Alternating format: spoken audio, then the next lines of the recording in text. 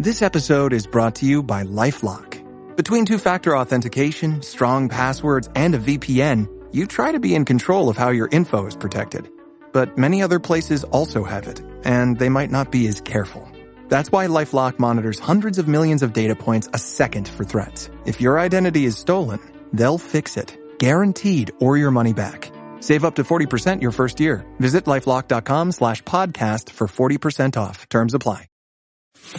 This is Another Side of Midnight with TJ McCormack. Now to the Bernard McGurk studios of 77 WABC. Here's TJ McCormack.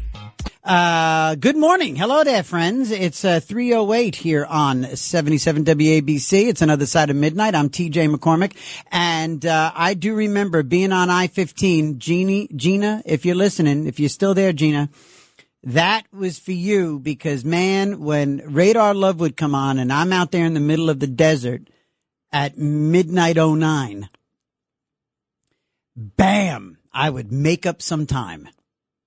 Ooh, and that's almost a rhyme. Oh, and so is that. So if Gina is still listening, and that song came on on that stretch between Baker and Barstow, heading south on I-15, woo! She probably just hit about at least 102. Now I don't condone that kind of speeding, but I do enjoy it. 1-800-848-9222 is the number. And, this show, we're all over the place. I mean, that first hour was fantastic. And in the third hour, I mean, this is just a classic Another Side of Midnight because the third hour at 4 a.m., we're going to be talking recovery. We're going to be talking booze and, a lack thereof, at least in my life. And, but we're going to talk about addiction and recovery. Experience, strength, and hope. What was it like? What happened and what it's like now. And, part of that recovery hour we do every Saturday morning, it kind of goes into your personal well-being, depression, anxiety, going to the doctor, making sure you stay on top of things, look after yourself, love yourself, don't blame yourself, give yourself a break, forgive yourself. You know what I mean? Do unto others, which leads us into this hour. So, we're all over the place. And we talk about politics here, obviously. We talk about entertainment. We talk about, here in New York, it's Mamdani and what's he going to do? And is this socialist, communist, miscreant really going to make this city worse than it's ever been? And we go out on ledges and we pontificate. And we get holier than thou, and we get angry, and we get, oh, woe is me, and look at me, and we get narcissistic and full of ourselves. And every once in a while, you just sort of need that again. You need it like at a good old-fashioned wedding from the 70s and the 80s. You need that little dish of sherbet just to cleanse the palate. And and I've never actually spoken to Father Robert McTeigue, but I present this wonderful father as that sherbet. He's got a sense of humor. I hope he's got it right now. Good morning, Father Robert McTeigue. Welcome to Another Side of Midnight with TJ McCormack. Are you there? Hey, yes, it's a very, very special treat to be with you. I grew up in Essex County, New Jersey. I used to listen to WABC back in the day. Wow. Starting back when it was music. Oh, okay. Before talk, it was music. Cousin Brucey, yeah. So, well, you're welcome home. That's how far back I go. Well, thank you very much. It's a treat. Also, since you're talking about 12 steps, I'm going to give a shout out. Yes. Bill W.'s great friend was Jesuit Father Ed Dowling. And so a lot of the 12 steps are shot through with Jesuit spirituality. So if you haven't read it already, you want to read a book called The Soul of Sponsorship. The Friendship of Ed Dowling, S.J., and Bill Wilson. The Soul of Sponsorship. Sponsorship, yes. Look at that. If you haven't read it already, I do recommend.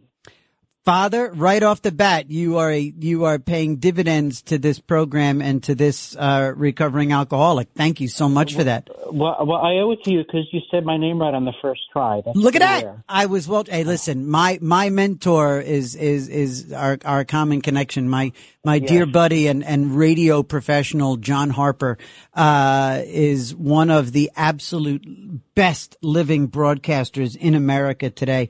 And he's a giant. He's the gold standard. Isn't he, though? And he teaches me anything that I ever do right, to everybody listening, to the entire early morning family here on Another Side of Midnight. Anything you hear me do right, anything that sounds smooth and as it should be, John Harper taught me that. And John is just one of the best. And it was a fantastic conversation that I heard my friend have with, Father McTeigue that, made me, reach out, to Father and ask him to be on the show. Now, for everyone listening, Father McTeigue just mentioned that he is well, I don't know if he mentioned that he is a Jesuit priest, but he's a Jesuit priest. He's a professor of philosophy and theology. He's an author.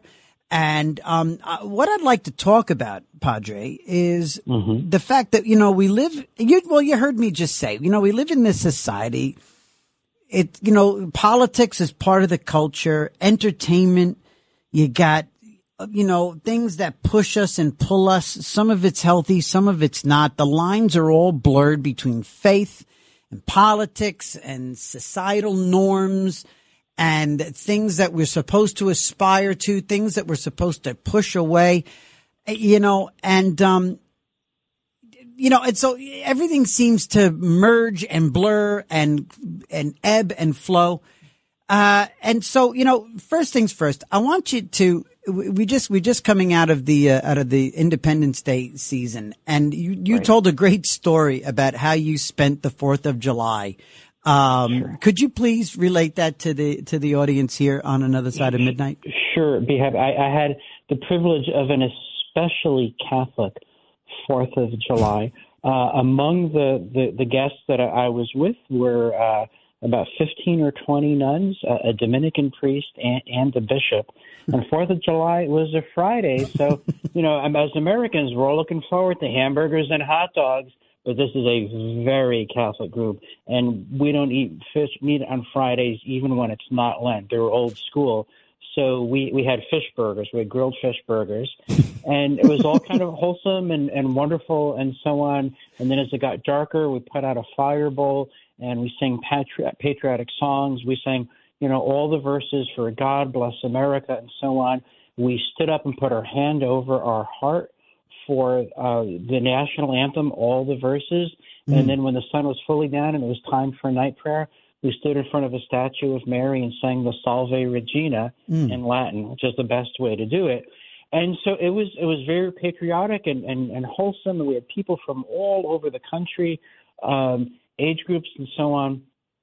And we're also deep in the faith. And there's a way of making that work. It's not obvious to some people, and some people say it shouldn't work. But I had a really great time and didn't have anything to apologize for either as an American or as a Catholic. Now, you did that in someone's backyard. What do you think would have happened if you did that exact sort of celebration in Central Park or on the Upper West Side or in Prospect Park in Brooklyn? What do you... I could hear CBS News say, our top story tonight, Jesuit arrested in violent fray. Violent fray. And he proclaimed his innocence in Latin. That's right. It wasn't me. He started it, I swear. My fingers never left my hands. I don't know what you're talking. I have no idea where the pepper spray came from. So, yeah, I'm from Newark, New Jersey originally. I'm a street thug who made good. So, but that having been said, there are a lot of places that just wouldn't. I mean, there are even some Catholics like, come on, it's the 4th of July, Father. You got to have hot dogs and hamburgers. But we had fish. But aside from that, there's been a long tradition of American suspicion of Catholics. Even today, it's one of the few socially acceptable bigotries. And, as late as the late 19th century, American Catholics were so desperate to prove that they're real Americans that Leo the 13th wrote a letter, several letters to the American bishops, say, look, guys, you got to be Catholic. I'm glad you're doing well. You're building schools and monasteries and hospitals, and that's great. But, oh, my gosh, don't dial back the Catholic part to fit in and be one of the guys. And Leo the 13th got blown off, and I was told in my days of study, oh, Americanism, that's not a real heresy. It just shows that European prelates don't understand America. But then when you actually read Leo the 13th, which I recommend, I said, no, he may be onto something. Yeah. And by the way, everybody, 1-800-848-9222. It's another sign of midnight with TJ McCormick, and we're grateful to Father Robert McTeigue for staying up and joining us live, which is a real treat. Father, so, that leads me to sort of a natural, just quick question about Leo the 14th. He recently, it's interesting. It was a busy news week, but I caught in the news, and you correct me if I'm wrong, but I believe we heard that the Holy Father got ticked off this week about the supposedly, I believe, God willing, I would pray that it was an inadvertent hit of the Catholic Church in Gaza. In Gaza, yeah. He was angry. He got ticked off, I understand, and kind of stomped his foot. He's obviously hoping for a ceasefire, an immediate ceasefire. This week, he kind of shook his fist and shouted about it. Right. I mean, there's a lot of loss of innocent life there, and the church is never okay with that. Right. And, in the fog of war, do accidents happen? Yes. Is there friendly fire? Yes. Right. As you can imagine, someone in my position, because I work in media like you, you and I are the recipient of very many oral traditions, some of which we can verify, some of which we can't. One of the oral traditions I've received that I've not been able to verify is that the Israeli tank was aiming for the cross atop of the church and actually damaged the roof, which caused a collapse and led to injuries. I can't prove that. I don't want that to be true. I hope it's not true. But in any case, it's the proper role of the Holy Father to stand up and give voice to the voiceless and to defend the vulnerable and to call belligerents to an examination of conscience. There's a very good, noble history of popes doing that. Yeah. And so he's following in some very noble footsteps in that regard, and unassailable. I don't think there's any supporter of Israel, even a fervent, Zionist supporter of Israel, who would not echo those same sentiments about this particular incident. It's just a no-brainer. You just, and I think we're all kind of hoping that exactly as you said, that was the case, that it was not as that was described. Right. I hope it shocks people enough that they'll step back from the trigger for a little bit, maybe talk to each other. Yes. 100%. Absolutely. And so right here, this illustrates how our faith and our politics might be, or have been merging, and sometimes faith leads the conversation over the politics. Sometimes politics leads. What would you call? Because here in New York, and again, I'm not going to get nuts and bolts politics with you. I wouldn't impose that on you. I respect the boundaries. But did you vote for Trump? No, I'm just kidding. But I do respect those boundaries. I do genuinely.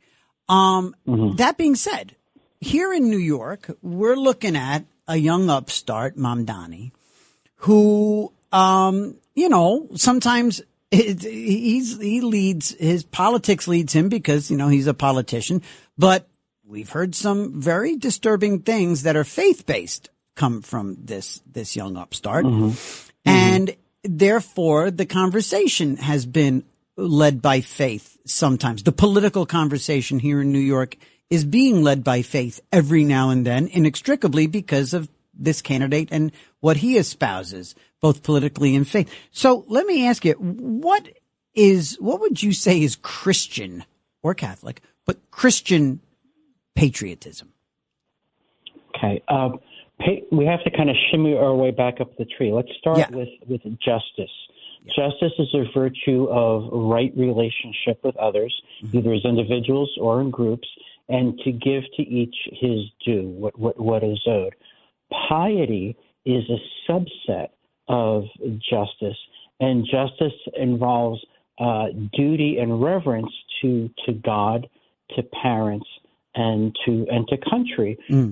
Thomas Aquinas would say you owe a debt to the land of your birth because it's the land where you were born, and assuming you had a reasonably decent society, it helped to form your character and so on.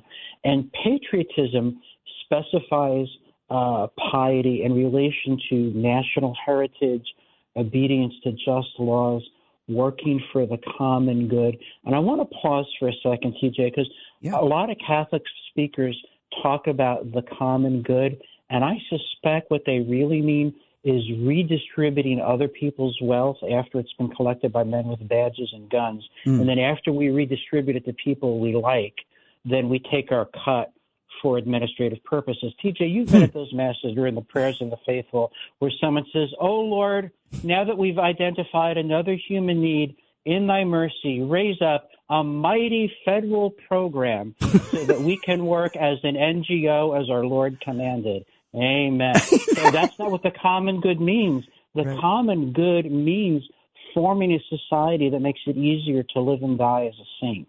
And that doesn't involve necessarily redistributing other people's wealth at gunpoint. But you know what? There's no money in that. So that's why we have that distorted view of the common good. So a Catholic patriotism would be a recognition that individuals and communities are accountable to God and will be evaluated according to the revelation Christ entrusted to the church he founded. And often, even among what I call, there's a club you don't want to belong to, TJ, called the People Who Should Really Know Better Club. And if I nominate you for that, that's a bad thing. There's the whole Catholic division of the People Who Should Really Know Better Club. And the Catholic division is led by very many people who forget the God part and forget that the primary justice is right worship of God and gratitude for creation. I got to tell you, you know what? I'm gonna bear witness to that. In most of my adult, especially sober years, it's been 20 years now. Thank you. It's when I forget the God part. It's when I forget, or rather, when I realize that I'm back on track, I'm realizing I'm in the God part, and then I sort of realize, oh, this is where I screwed up. I forgot the God part. Now I'm in it, and things are better now. Right. So you were bearing witness. Yeah. You said, yeah. And that's what I'm saying is I'm saying is that I'm relating to what you said is that when I forget the God part, that's when I'm going in the wrong direction. Right. That's when I'm off track. It's not when it's when I don't take the time to be quiet with myself and take a moment to either let myself figure something out or see the forest through the trees. It's when I'm not doing things right by my wife, by my daughters, by my friends, by myself. If I'm not doing right by me, if I don't give myself a break or a chance to recalibrate, then it's because I'm not connected. Right. And St. Ignatius Loyola, the founder of the Jesuits, said, or what he called the first principle of foundation, man is created for the praise, reverence, and service of God, and thereby to save his soul. So you judge everything in terms of, is this good for my salvation? Just as you as a married man, say, is this good for my marriage? Just as you, as a sober man, say, is this good for my sobriety? And the temptation of Catholic groups who want Caesar's coin, which always has strings attached, always. We want Caesar's coin, so we'll talk about social justice, the redistribution of wealth, and we'll act like an NGO. Why? So that way we don't have to talk about the Sixth Commandment, because no one wants to have that conversation. No one wants to have the awkward Catholic conversation about the meaning of marriage and the definition of marriage, or abortion, or contraception, or IVF. We don't want to have those awkward conversations, because then we'll never be invited to sit at the cool kids table again. Maybe the cool kids table won't look so attractive now that Stephen Colbert has been canceled, but that's not for me to say. Yes, which was the I bet was the first hour of our broadcast. Everyone, we're talking to Father Robert McTeigue. He's a Jesuit priest, a professor of philosophy and theology. He's written many books. He's a brilliant communicator, and very, very grateful to have him with live here on Another Side of Midnight on 77 WABC. It's 1-800-848-9222. So, there are elections all over the country coming up. We're not in a bubble here in New York City. There's going to be contentious elections everywhere. And we're starting to see that, there might be a little bit of a trend here with guys like Mamdani. There's a young upstart in Minneapolis, I believe, who was cut from the same cloth as this guy. And, so, what I'm wondering is, as before November 4th, as we're talking to the country every now and then here on 77 WABC, what are some of the questions I should ask a candidate, who might be a Christian? What questions, what subjects do you think I should broach with a candidate for office who claims to be a Christian? Now, do you want to evaluate him as a candidate, or you want to evaluate him as a disciple of Christ? Well, let's say one who's wearing it on his sleeve and is sure. You know what I mean? They say, what's moral north for you?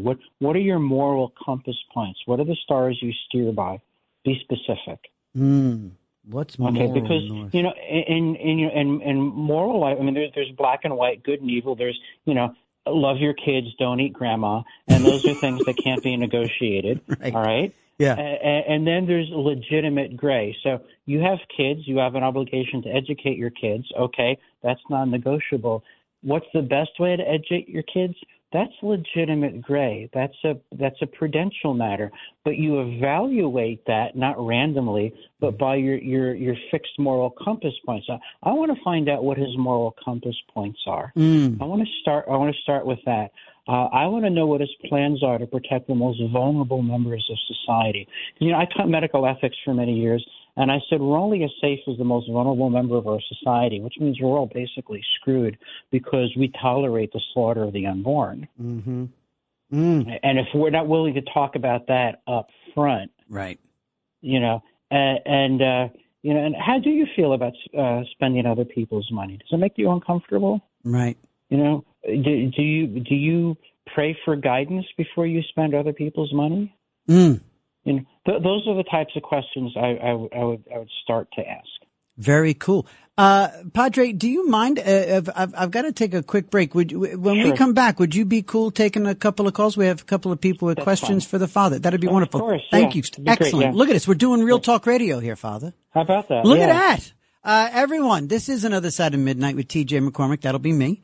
And we are talking to Father Robert McTeigue, and we're having a great conversation here. Really fascinating stuff. It's 3:31. We're going to come right back here on 77 WABC, 1-800-848-9222. Call back.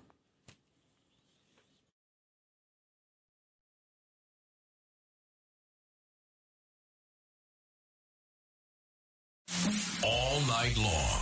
This is Another Side of Midnight with TJ McCormack, 77 WABC. And we continue now with Father Robert McTeigue, who, by the way, also is a broadcaster himself. Clearly, the man is as eloquent and smooth a communicator as anyone out there, as I stumble over my words trying to express that. But he hosts the Catholic Current, and that's via the Station of the Cross Catholic Media Network. The Station of the Cross Catholic Media Network. You can hear Father Robert McTeigue host the Catholic Current. And you can find all of his other work, his writings and his commentary on heraldofthegospel.org. Did I nail that? You got it. Yeah. I just fell over the finish line. Okay. All right. I think I did that. Okay. No, my producer will cry if I don't mention that. No. No, it's crucial. Absolutely. Don't make him cry. Let's see. So, let's get over to Sal. Sal was the first to call in with a question for the Father. Sal in Florida. Good morning. Welcome to Another Side with myself and Father Robert McTeigue. Oh, hi, PJ. Hi, Father. Hey. I'm so excited to meet you on the air. I've been listening to anyway. Yes, sir. Where are you based right now? Where's your parish? Actually, we're not. Father is sort of in between locations right now, so that's we don't really. What's your question for Father Sal? My question is, how come the Jesuits are into two poles, like the modernists and like you, Father Robert, who are in two different poles, like LGBTQ pole and you mean? So I'll tell you this much. The only Jesuit I can speak for is myself.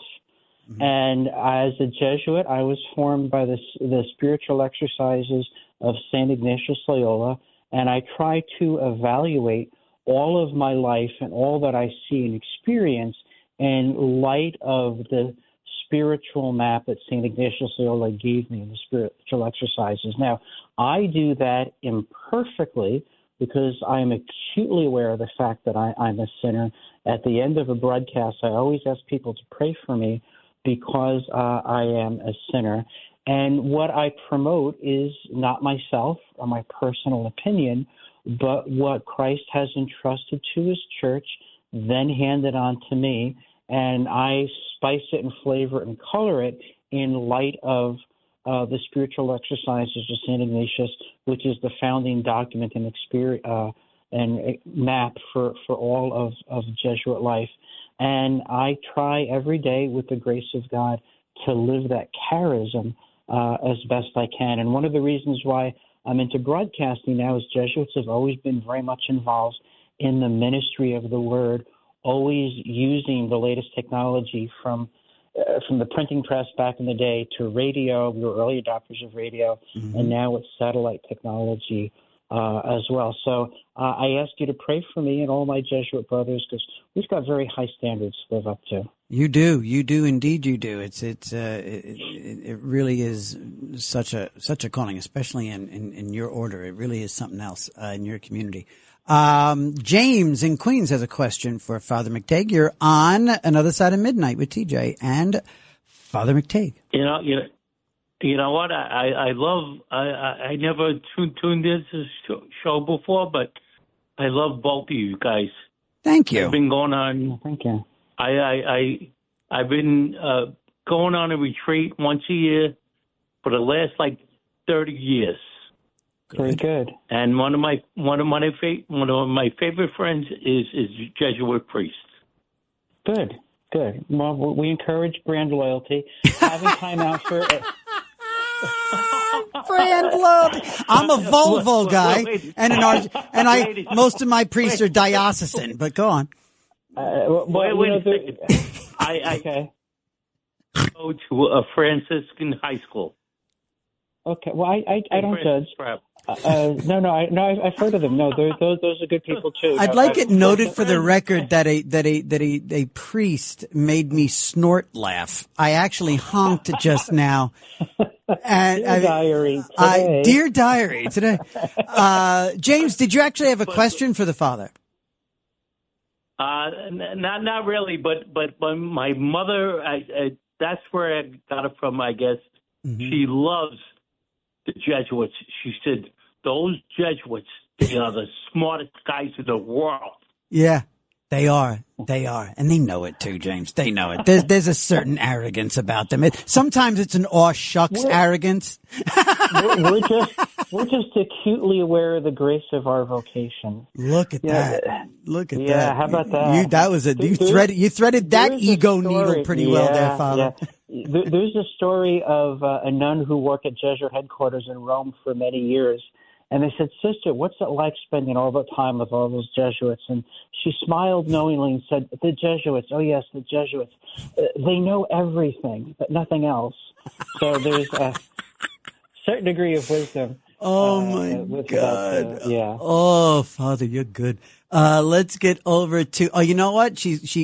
We only do this in very special situations. Gina is calling. She called not too long ago, but we're going to bring her back because she's an automatic favorite because she's driving through the desert from Vegas to California. Okay. Gina, welcome back. Come right back in.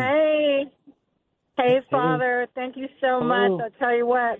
Radar Love hit right as I was passing Calico Ghost Town, so you were right on. Oh, that's Calico one of the Ghost Town of all time. I had to call, Father, because I've been in Vegas since February, so right before Lent. And here's a shout-out that everybody going to Vegas, you've got Guardian Angel Cathedral, the Catholic Cathedral right there in the shadow of the Encore, Las Vegas Boulevard. They got a 1 o'clock that is packed every Sunday. 500 people are there. Wow. Come as you are, Vegas Central. And the Father there, I mean, he ends masses before the go in peace. He breaks off. He tells a joke, and you're laughing and you're shaking hands. But my question to you is, now that we've come through with the big beautiful bill and they went to defund Planned Parenthood, and the idea of not liking to see how the sausage is made when you're talking about unaliving the innocents.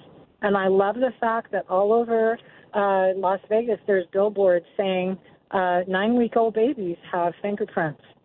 So I just wanted to get some of your input. And thank you so much for taking me again. Of course, love you, Gina. TJ. Oh, you're the best. TJ, I've taught medical ethics since 1998, and I'm on the National Ethics Committee for the Catholic Medical Association. I always tell my students this: never talk about abortion in the abstract. You have to talk about a woman with a name and a blood type. You have to talk about her child who has an age and a sex, and you have to talk about a doctor. And you should speculate as to, did he graduate the bottom of his class or the top of his class? Guys who qualify for brain surgery don't end up doing abortions. And you got to describe the instrument in his hand and what he plans to do with it. And you have to be able to answer very specifically, how do you know when an abortion procedure is successful? And unless and until you're able to answer all those questions with absolute specificity, then you're a poser and you don't really want to talk about abortion. You want to whistle past the cemetery, and it's my job to make sure that you don't do that. That was some profound stuff. Wow. Thank you for that answer. And thank you, Gina, for that great question. Thank you. And I'm going to be in Vegas. And I think I land on time to make that 1 o'clock. I'm going to have to definitely do that. That'd be cool to be there with 500 people. And let's get over now to, just before we take our last break, let's get over to Pete in Staten Island. Pete, you have a comment about your experience with the priesthood. You're talking to Father Robert McTeigue. Hi, Hey. I've had a wonderful experience. I've been actually mentored and guided by 3 men that were Jesuits. One was renamed as, his name was Father King in Staten Island, and he took care of Mount Marisa. And as a young man, I had a severe alcohol problem from about 16 to 20. Now, that doesn't seem like a lot of years, but what I drank in that time was unbelievable. And the other one was Ross Calamano. He became a deacon for the church, and he maintained Lady of Lords in Staten Island. And the other gentleman was Bill Cole. He was a Franciscan, and he actually left the priesthood. He saw a rocket right in front of St. Patrick's, and he followed her home and married her, and I dated his daughter for years until she died of cancer. This is such a New York Catholic phone call. Yes. But what I learned from these men was they mentored me, and they made me into a very happy man, working and doing a good job at what I did. Now I'm retired, and I reach out. I help people with drug overdoses by doing Narcan. I go out at the middle of the night, and I try to do rescues. I've been very successful with it, and good for you. It's a passion for me because you got that I training went that way if I didn't have these men to guide me. Well, thank you, Pete. Thanks for calling in, buddy boy. I appreciate that. It's always good to hear from Pete. You know, Father, we're gonna before we wrap up our conversation. I was just gonna. More than a couple of times you've talked about being a sinner and being broken, and that, for me, every once in a while, I just really need it really simple, and I need it really simplified and hit right between the eyes. And I'll just tell you one of my little stories. I sort of had as one would imagine, Father, I had sort of a rebirth, not of my faith, but of my my active faith and making my faith a verb and living and being my faith, around the time when I got sober. And I was, a parishioner at St. Francis de Sales. Gina will recognize this. St. Francis de Sales in Sherman Oaks, California.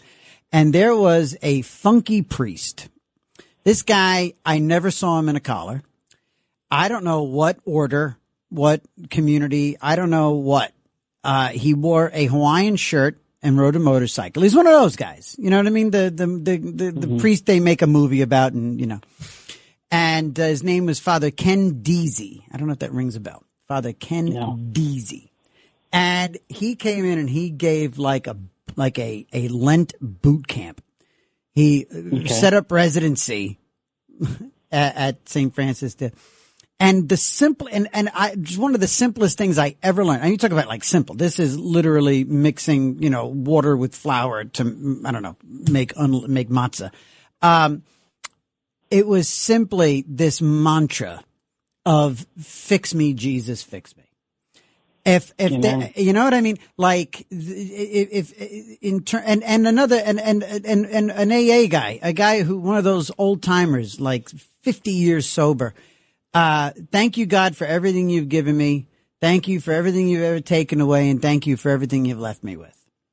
I mean, you know what I mean? I mean, and those are sometimes when I get into those mantras, if you will, in the car before I do a show, before I have to talk to my wife because we had an argument before, or whatever, sometimes it is the simplest of the prayers that just fixes a multitude of brokenness. Amen. That's true. Let me, if you want, here's the shortest recipe possible for a reliable path to holiness. Take 5 minutes a day, same time every day, non-negotiable, and just review the past 24 hours and just count your blessings. Let yourself be amazed and marvel at how blessed you are, and then resolve to spend the rest of the day looking for opportunities to prove to God that you're grateful, because there's always something to be grateful for, and there's always a way to prove it. And if you're really busy looking for opportunities to prove that you're grateful, you're not going to get into mischief, and you're not going to get involved in comparisons and other nonsense.